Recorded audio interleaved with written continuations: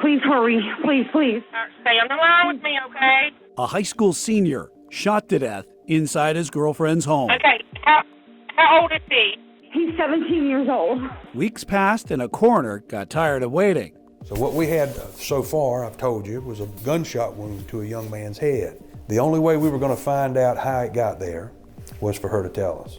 And so that's what she did. Then a lie detector test gave birth to a confession and a girlfriend with a murder charge. Why did you get these clothes?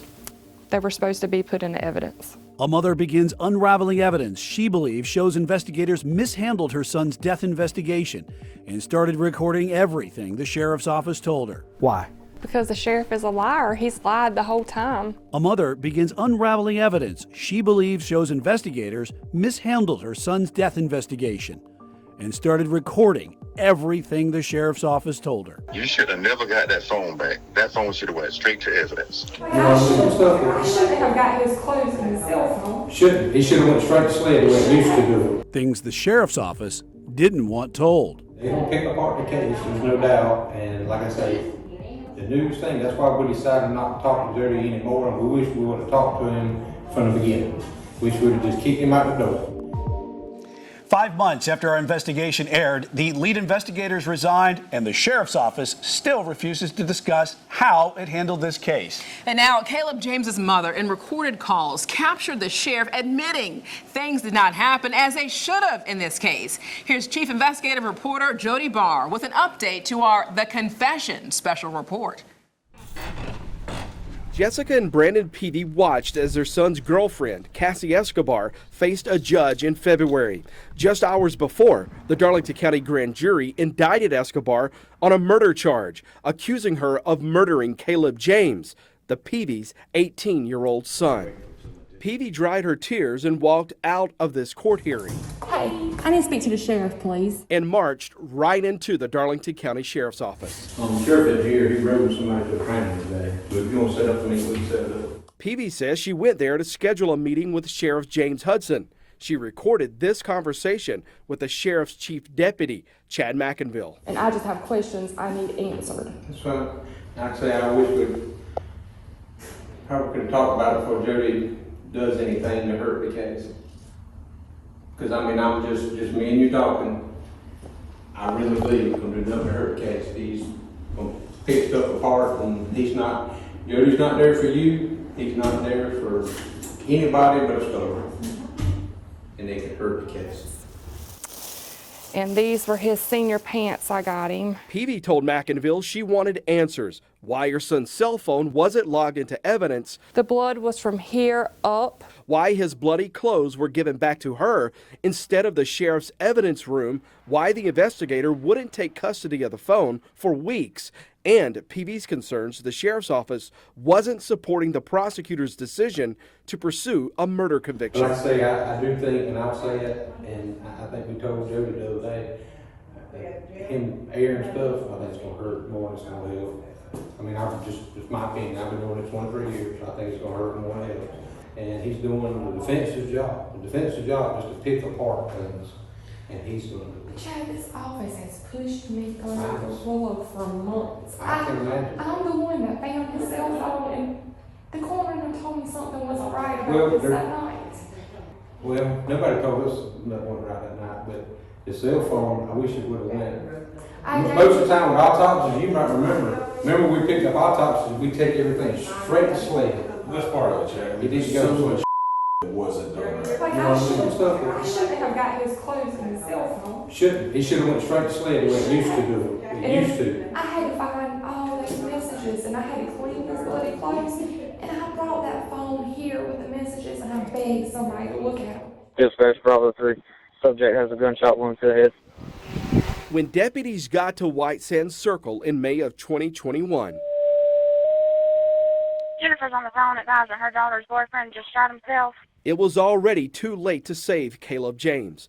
The sheriff's office report shows Escobar told the investigator that James was playing with his gun and accidentally shot himself. It can only get there one or two ways. Either he put it there or another person put it there. When I decided we would take a closer look at it, the things didn't add up to me, that it looked like he had taken his own life, that he had actually pulled the trigger. I didn't think he did. Darlington County Coroner Todd Hardy says the autopsy showed a single bullet ripped through James's cheek and lodged in the base of his brain. Hardy believed someone shot Caleb James. The sheriff's office, Hardy says, disagreed and continued treating the case as a self-inflicted gunshot and closed the investigation days later, marking no follow-up investigation on the incident report. Hardy says he came up with a plan to end the standoff. We asked her if we could, if she would agree to take a polygraph, and she did. She actually told us that she had shot this young man. The Peavies didn't get that meeting with Sheriff James Hudson, but the following week, Jessica Peavy says Chief McInville told her the sheriff was working to get a gag order to prevent anyone involved in the case from talking about it with the media. The gag order never happened. Peavy decided she'd start recording her conversations with the sheriff's office. My thing is that if you wouldn't have lied to me and all you had to say was I'm sorry, is if you do wrong, it's not hard to fix it. Just say I'm sorry and let's move forward. And I never got that from him. And not only the clothes, but his cell phone, which might have held evidence, was also still in his pocket. Yeah. It was evidence the sheriff later admitted that she should have never gotten her hands on. But I tried giving Heather the cell phone for weeks, and she wouldn't take it. She said that she had to get a warrant. That's something else I've been hearing about too, that I'm trying to figure out.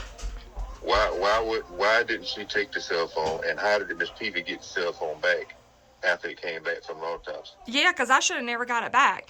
But I think my biggest thing... Never got that back. That phone should have went straight to evidence. And some of the things that I'm hearing about, I'd have never done that. No phone, number one, coroner or no coroner, that phone should have went into evidence. It should have. For the sheriff of this department to tell you that he's just finding out things about this case that he never knew before, was that concerning? It's bull.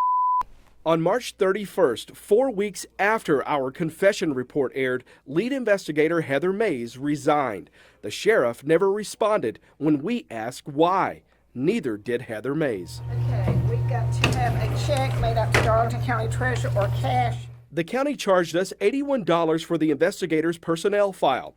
Inside was the resignation letter, which did not explain why investigator Heather Mays decided to resign. 1 week later, Heather Mays wrote this Facebook post after we messaged her asking the reason for her resignation.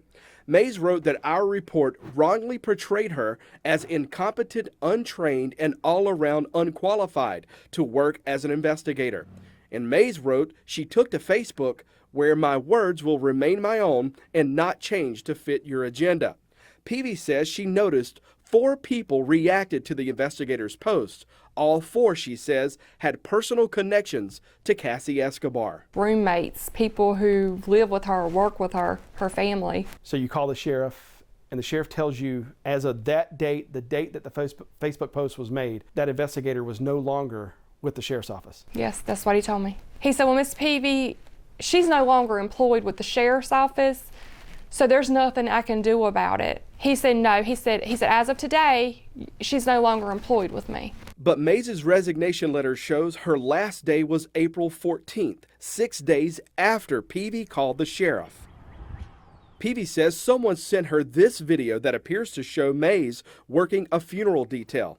And she got even more evidence the next day. I found out that was a lie. I was tipped off. People sent me messages and told me that they seen the investigator working in the county vehicle.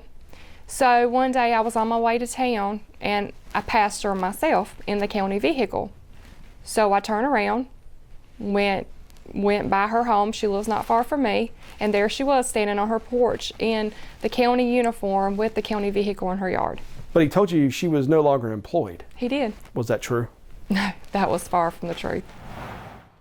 Do you think you'll ever be in a position to forgive the sheriff's office? One day, but today's not that day.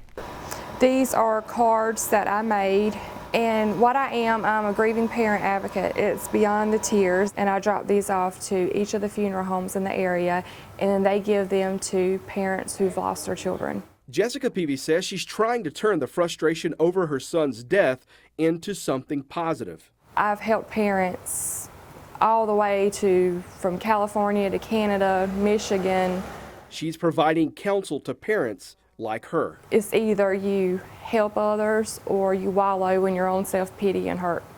And I would rather put my hurt and my anger towards something that could benefit others.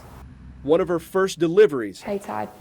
Okay, these are my cards. To Coroner Todd Hardy, who owns the funeral home and the morgue, where she gave her son one last hug through a body bag in May 2021. Every morning, whenever you wake up, you feel normal, and then it hits you that they're not here. So once you dreamed of him, is it a good thing? I mean, do you lay down and say, I hope tonight I get a visit, or do you lay down and say, I hope tonight I don't?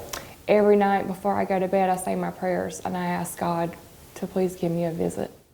I asked Darlington County Sheriff James Hudson for an interview so he could answer these allegations. The sheriff never responded. Cassie Escobar remains free on a $25,000 bond with no court date set or any new filings entered in her case in the past 6 months.